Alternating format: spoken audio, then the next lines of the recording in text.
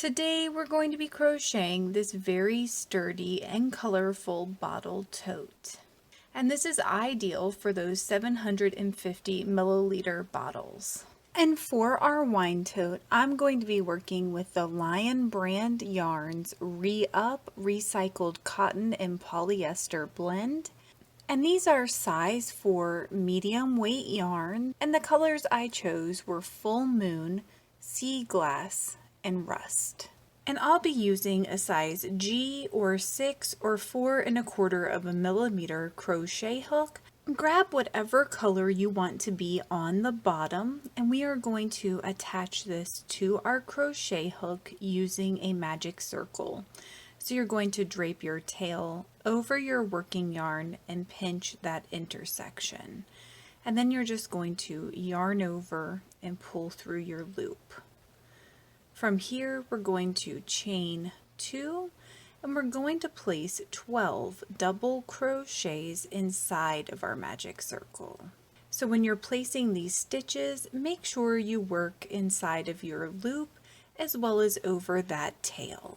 And once you have your 12 double crochets, go ahead and pull on your tail to tighten the gap in your magic circle. And from here, we're going to slip stitch into the top of our first double crochet stitch, and you have the option of crocheting over your tail if you would like.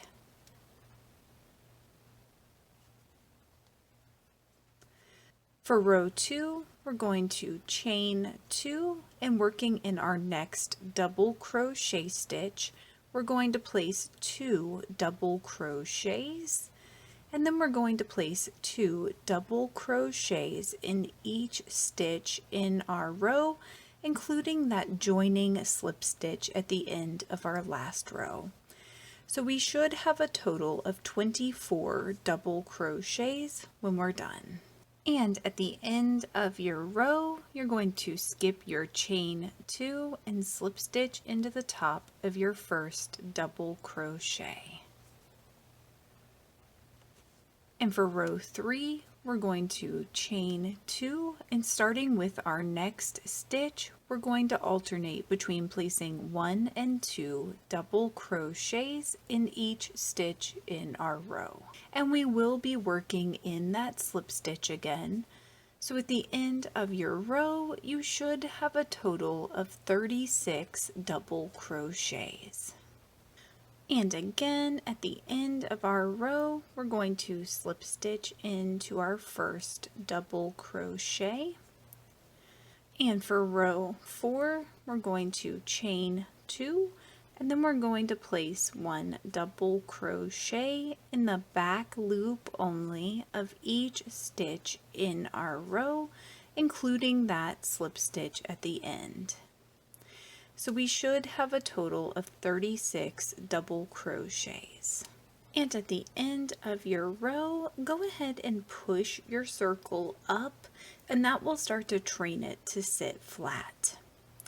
From here, we're going to slip stitch into our first double crochet, and then we're going to cut and tie off our yarn.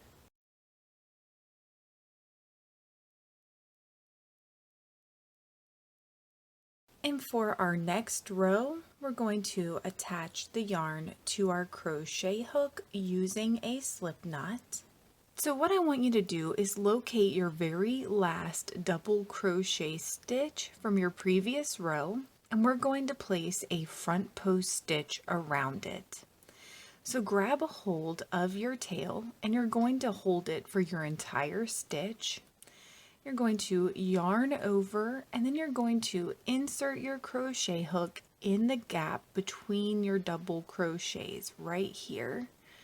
You're going to send your crochet hook to the back and then wrap it around that double crochet, coming back up through the other side. And from here, I usually switch hands and hold my tail with my thumb. Then we're going to yarn over and pull up through the post, yarn over and drop 2 loops, and then yarn over and drop our last 2 loops. So now we've created our first front post stitch. And for our next stitch, we're going to place a back post stitch, but we're actually going to place it around our chain 2 and our double crochet because we want our pattern to be even numbered. So to place this, we're going to yarn over and insert our crochet hook from the back to the front like this. And instead of capturing just one stitch, we're going to capture both of those stitches, just like this. So we've reinserted back through the other gap, so now our crochet hook is on the back of our tote. From here, we're going to yarn over and pull up through both stems, and then yarn over and drop 2 loops, and then 2 loops. Just like that. From here, we're just going to alternate between placing front and back post stitches going all the way around our row. And when we get to the end of our row, we should have a total of 36 post stitches, and we should end on a back post stitch. And at the end of your row, your pattern should look something like this. And we're going to place a slip stitch in the top of our first post stitch, and then we're going to cut and tie off our yarn. And you can always hide your tails as you go, so I crocheted over this tail for a few stitches, and then I just left this little small amount to kind of hide on the inside of the wine tote. And we're going to attach our next color to our crochet hook using a slip knot. So for it, what you're going to do is locate any back post stitch, and it doesn't matter which one. So I'm going to work in this back post stitch, and I'm going to place a front post stitch.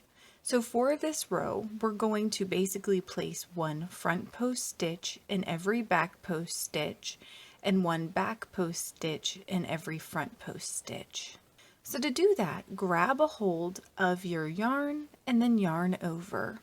And you're going to insert your crochet hook in the gap between your posts, up through the back, and then back around between your other 2 stitches. So now you've captured that back post stitch, and you're going to yarn over and pull up through it. Then I usually switch hands, and you're going to yarn over and drop 2 loops at a time, just like this. So now you've created a front post stitch in your previous row's back post. Moving on to placing our back post stitch around a front post, you're going to yarn over and then insert your crochet hook from the back. Go around your post like this, and now you should be working in the back of your project. You're going to yarn over and drop the stem, then yarn over and drop 2 loops at a time while you complete your stitch. And we're just going to repeat that alternating pattern going all the way around our row. And again, at the end of your row, you're just going to slip stitch into the top of your first post stitch, and we're going to cut and tie off our yarn again. And from here, we're going to repeat that last row over and over to build the body of our wine tote. And I followed that pattern until I had a total of 25 rows with my post stitches. From here, we're going to create the handles. Grab whatever color yarn you want to be your handles, and we are going to attach it to our crochet hook using a slip knot. So what we're going to do is locate that very first front post stitch from our previous row where we placed our slip stitch. We're going to insert our crochet hook there, and we're going to place a single crochet.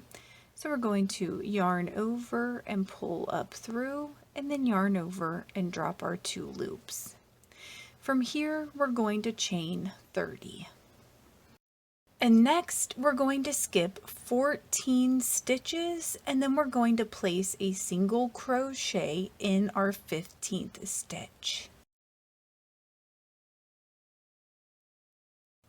Then we're going to place one single crochet in the following stitch, and then we're going to chain 30 again.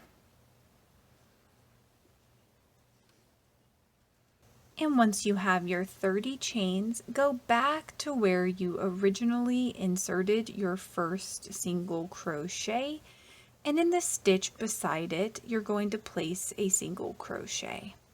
So this should be working toward where you already connected your other side. And from here, we're going to place a single crochet in our following stitch, and we're going to chain 30 again.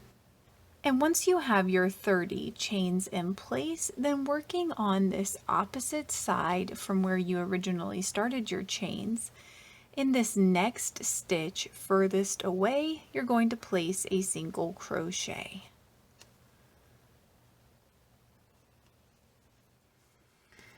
So at this point, your handles should look something like this. Next, we're going to cut and tie off our yarn, but I want you to leave a tail of about 13 to 15 feet. And I recommend balling up your tail. So from here, all we're going to do is take our tail and wind it around our 3 sets of chains to wrap them and create a really nice looking and sturdy handle. And once you're done wrapping your handle, then you're just going to tie your 2 tails together and cut off the excess from your long tail here. So from here, we're just going to repeat that process starting in our next stitch on either side.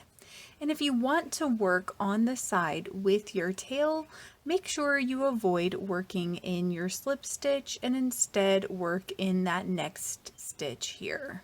And after completing your handle and hiding all of your tails, your wine tote should look something like this. Thank you so much for working with me, and I hope you have a wonderful, awesome day.